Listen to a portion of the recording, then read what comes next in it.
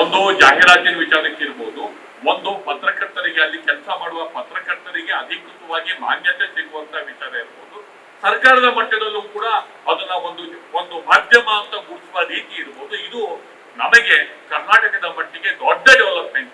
ಇದಕ್ಕೆ ಕಾರಣ ಆದಂತಹ ಪ್ರಭಾಕರ್ ಅವರಿಗೆ ನಾವು ಎಷ್ಟು ಕೃತಜ್ಞತೆಗಳನ್ನ ಸಲ್ಲಿಸಿದ್ರು ಕೂಡ ಸಾಲದು. ಯಾಕೆ ಅಂತಂದ್ರೆ ಅವರೊಬ್ಬ ಪ್ರೊಫೆಷನಲ್ ಆಗಿರೋದ್ರಿಂದ ಅದು ಸಾಧ್ಯ ಆಯ್ತು. ಪ್ರೊಫೆಷನಲ್ ಆಗದೆ ಹೋಗಿದ್ರೆ ಅದು ಆಗ್ತಿರ್ಲಿಲ್ಲ. ಹೋಗಿ ಏನೋ ಕೇಳ್ಕೊಂಡ್ರೆ ಏನೋ ಮಾಡ್ಕೊಂಡವ್ರೆ.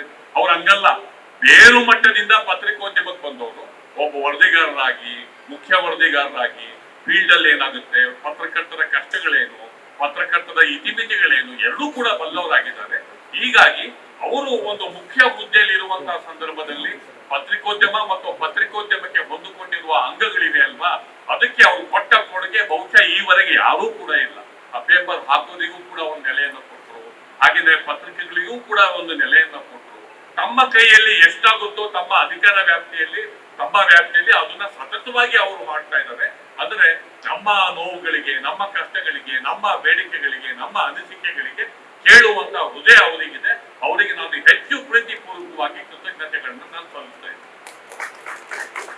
ಈ ಮೀಟಿಂಗ್ ಯಾಕೆ ಇಂಪಾರ್ಟೆಂಟ್ ಅಂತಂದ್ರೆ, ನಿಜವಾದ ಪತ್ರಿಕೋದ್ಯಮ ಈಗ ಇರೋದೇ ಈ ಒಂದು ಡಿಜಿಟಲ್ ಮಾಧ್ಯಮದಲ್ಲಿ, ಪರ್ಯಾಯ ಮಾಧ್ಯಮದಲ್ಲಿ ನಿಜವಾದ ಅಭಿಪ್ರಾಯಗಳು ಮತ್ತು ನಿಜವಾದ ವಸ್ತುಸ್ಥಿತಿ ಮತ್ತು ನಿಜವಾದ ಪತ್ರಿಕೋದ್ಯಮ ಎಕ್ಸಿಸ್ಟ್ ಆಗಿರೋದೇ ಡಿಜಿಟಲ್ ಮಾಧ್ಯಮ. ನಾವು ಪ್ರಿಂಟ್ ಮೀಡಿಯಾ ನೋಡ್ತೀವಿ, ನಾವು ಚಾನೆಲ್ಗಳು ನೋಡ್ತೀವಿ, ನಾವು ಯಾರನ್ನೂ ಕಾಮೆಂಟ್ ಏನ್ ಮಾಡ್ತಿಲ್ಲ.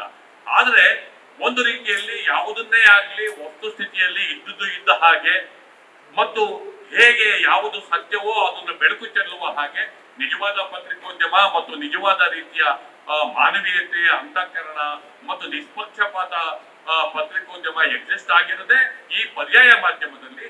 ಹೀಗಾಗಿ ಆ ಪರ್ಯಾಯ ಮಾಧ್ಯಮಕ್ಕೆ ಬಲ ತುಂಬುವ ನಿಟ್ಟಿನಲ್ಲಿ, ಆ ಪರ್ಯಾಯ ಮಾಧ್ಯಮವನ್ನ ಬೆಳೆಸುವ ನಿಟ್ಟಿನಲ್ಲಿ ಇಲ್ಲೆಲ್ಲ ತುಂಬಾ ಜನ ನಮ್ಮಲ್ಲಿ ಮೆಂಬರ್ಸ್ ಆಗಿರೋರು ಬೇರೆ ಪ್ರಿಂಟ್ ಮಾಧ್ಯಮದಲ್ಲಿ, ವಿಜುವಲ್ ಮೀಡಿಯಾದಲ್ಲಿ ಇದ್ದು ಕಡೆಗೆ ಅದು ಬಿಟ್ಟು ಅವ್ರದೇ ಸ್ವತಂತ್ರವಾಗಿ ಒಂದು ಡಿಜಿಟಲ್ ಮಾಧ್ಯಮವನ್ನ ಅವ್ರು ಶುರು ಮಾಡ್ಕೊಂಡಿರುವಂತಹ ಪ್ರೊಫೆಷನಲ್ ಜರ್ನಲಿಸ್ಟ್ಗಳೇ ನಾವೆಲ್ಲ ಇರೋದು. ನಮ್ಮಲ್ಲಿ ಮೆಂಬರ್ ಆಗ್ಬೇಕಾದ್ರೆ ಮಿನಿಮಮ್ 20 ವರ್ಷ ನೀವು ಸಂಸ್ಥೆ ರನ್ ಮಾಡಿರ್ಬೇಕು, ಮಿನಿಮಮ್ 20 ವರ್ಷ ಎಕ್ಸ್ಪೀರಿಯನ್ಸ್ ಇರಬೇಕು, ಡಿಜಿಟಲ್ ಮೀಡಿಯಾನೇ 2 ವರ್ಷದಿಂದ 3 ವರ್ಷ ನಡೆಸಬೇಕು ಅನ್ನುವಂತ ಕಂಡೀಷನ್ಸ್ಗಳು ನಮ್ಮಲ್ಲಿವೆ. ಅಂದ್ರೆ ವೃತ್ತಿಪರತೆ ಬರಲಿ ಅಂತ. ಯಾಕೆಂದ್ರೆ ಯೂಟ್ಯೂಬ್ ಆಗ್ತಿದ್ದಂಗೆ ಯಾರೋ ಮೊಬೈಲ್ ಹಿಡ್ಕೊಂಡ್ ಬಂದ್ಬಿಡ್ತಾರೆ, ಅದ್ಯಾರೋ ಅಂತಾರೆ. ನಿಜ ಸಮಸ್ಯೆ ಇದೆ, ಅಂತದನ್ನ ಫಿಲ್ಟರ್ ಮಾಡ್ಬೇಕು ಮತ್ತು ವೃತ್ತಿಪರತೆ ಇರ್ಬೇಕು ಅನ್ನೋ ಕಾರಣಕ್ಕೇನೆ ಈ ಸಂಸ್ಥೆ ಉಂಟಾಕಿದೀವಿ.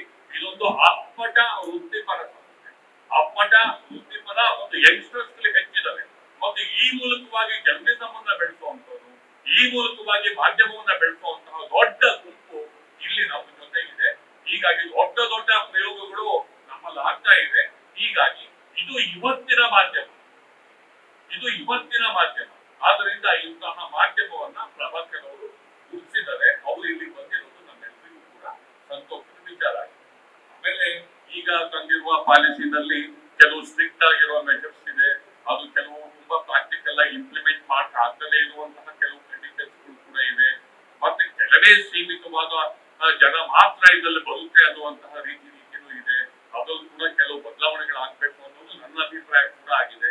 ಎಲ್ಲರೂ ಕೂತ್ಕೊಂಡು ನಾವೆಲ್ಲ ಡಿಸ್ಕಸ್ ಮಾಡ್ಕೊಂಡು ಅದ್ರಲ್ಲಿ ಇರುವಂತಹ ಅಂಶಗಳನ್ನ ನಾವು ಏನೇನು ಗೌರ್ಮೆಂಟ್ ಗೆ ರೆಪ್ರೆಸೆಂಟೇಷನ್ ಕೊಡಬಹುದು ಅನ್ನೋದನ್ನ ಕೊಟ್ಟು ಅವ್ರ ಜೊತೆ ಟೈಮ್ ತಗೊಂಡು ಇದನ್ನ ಬದಲಾವಣೆ ಮಾಡಿ ಅಂತ ನಾವೆಲ್ಲ ಹೋಗಿ ಅವ್ರ ಹತ್ರ ಕೇಳ್ಕೊಳ್ಳೋಣ.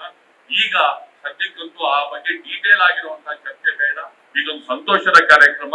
ಅವ್ರು ನಮ್ ಜೊತೆಗೆ ಬಂದಿದ್ದಾರೆ, ಅವರು ಒಂದೆರಡು ಮಾತುಗಳನ್ನ ಹೇಳ್ತಾರೆ. ಅದಕ್ಕಿಂತ ಮೊದಲು ಅವರಿಗೆ ನಮ್ಮ ಕಡೆಯಿಂದ ಒಂದು ರೀತಿಯ ಸತ್ಕಾರವನ್ನ ಮಾಡೋಣ. ಸಾಂಕೇತಿಕವಾಗಿ ಅವರು ನಮ್ಮ ಜೊತೆಗೆ ಯಾವತ್ತೂ ಇದ್ದು ಇರ್ತಾರೆ. ಅವರು ಅವರ ಬೆಂಬಲ, ಅವರ ಸಹಕಾರ ನಮ್ಮ ಜೊತೆಗೆ ಯಾವತ್ತಿಗೂ ಇರುತ್ತೆ ಅನ್ನೋದು ನಾವೇ ಟೇಕ್ ಇಟ್ ಗ್ರಾಂಟೆಡ್ ಅಂತ ನಾವೇ ಡಿಕ್ಲೇರ್ ಮಾಡ್ಕೊಂಡು